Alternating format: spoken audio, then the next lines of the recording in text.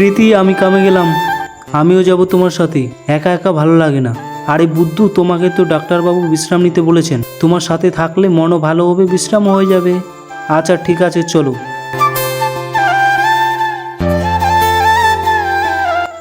প্রীতি, তুমি এখানে বসো, ততক্ষণ আমি কাজ করি।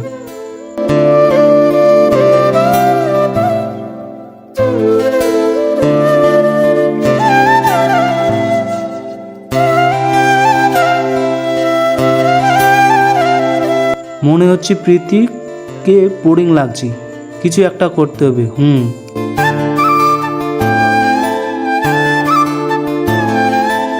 প্রীতি।